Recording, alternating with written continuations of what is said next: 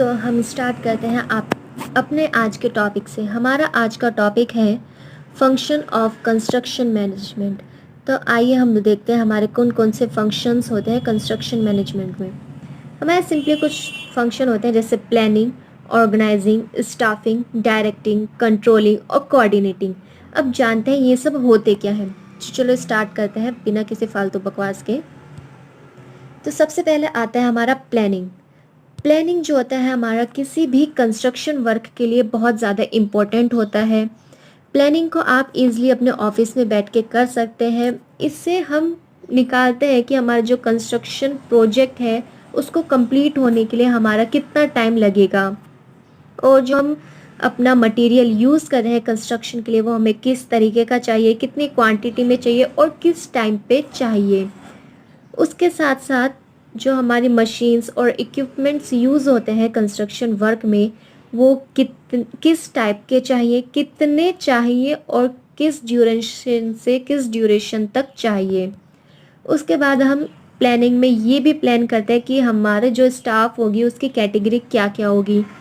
हमारे को skilled labour की ज़रूरत ज़्यादा है कि अनस्किल्ड की, हमको कितने लेबर्स चाहिए। और अगर किसी कारण यानी कि वेदरिंग कंडीशन के कारण या किसी भी शॉर्टेज ऑफ सप्लाई के कारण या अगर लेबर्स की शॉर्टेज के कारण, किसी भी कारण अगर हमारा काम रुक जाता है तो उसको भी हम अपनी प्लानिंग में इंक्लूड करते हैं। तो नेक्स्ट देखते हैं। नेक्स्ट आता है हमारा ऑर्गेनाइजिंग। ऑर्गेनाइजिंग को अगर सिंपल हिंदी में समझे तो इसका मतलब होता है आयोजन, किसी भी चीज़ का आयोजन करना। तो ऑर्गेनाइजिंग में हम क्या करते हैं, जितने भी हमने प्लानिंग की अभी तक उसके लिए हम अपनी रिस्पॉन्सिबिलिटीज़ को फिक्स करेंगे। मतलब हमने ये तो देख लिया कि हमको पहले ये काम करेंगे, उसके बाद ये काम करेंगे, उसके बाद कुछ भी काम करेंगे।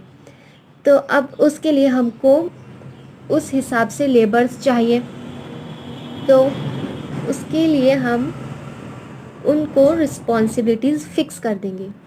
तो नेक्स्ट आता है हमारा स्टाफिंग। स्टाफिंग मतलब सिंपल हिंदी में भी स्टाफ ही बोलते हैं। स्टाफिंग में हम क्या करते हैं, हमने रिस्पॉन्सिबिलिटीज़ फिक्स कर दी है कि हमने एक काम इसको देना है, दूसरा काम उसको देना है, तीसरा उसको देना है। उसके बाद हमने ये सब तो कर दिया, अब रिस्पॉन्सिबिलिटीज़ भी फिक्स कर, पर उस रिस्पॉन्सिबिलिटीज़ को पूरा करने के लिए हमको मेंबर्स चाहिए।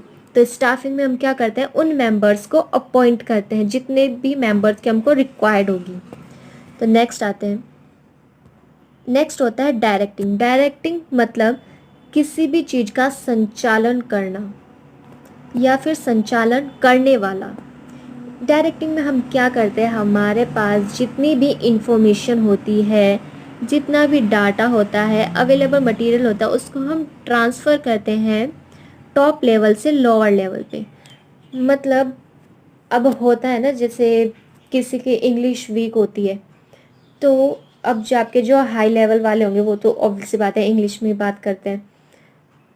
तो एक हमारे पास डायरेक्टिंग वो होता है जो टॉप लेवल की बात लोअर लेवल पे आके उनको बताता है कि क्या क्या इन्फॉर्मेशन है, क्या क्या करना है, कैसे कैसे करना है। ठीक है, उसके बाद आता है नेक्स्ट हमारा कंट्रोलिंग। कंट्रोलिंग मतलब नियंत्रण करना।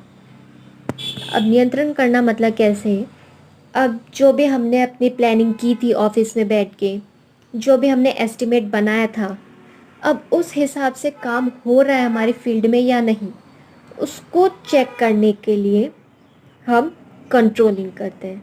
और ये हमारा एक रेगुलर इंटरवल पे किया जाता है। पता चला आपने आज किया, फिर उसके बाद आपने किया ही नहीं, तो काम जैसे चलना था वैसे नहीं चल रहा, कुछ भी आगे पीछे चल रहा है। तो ऐसा नहीं होना चाहिए। नेक्स्ट आता है हम अपने next and last coordinating. Coordinating मतलब समन्वय। अब हिंदी में बोलते हैं समन्वय।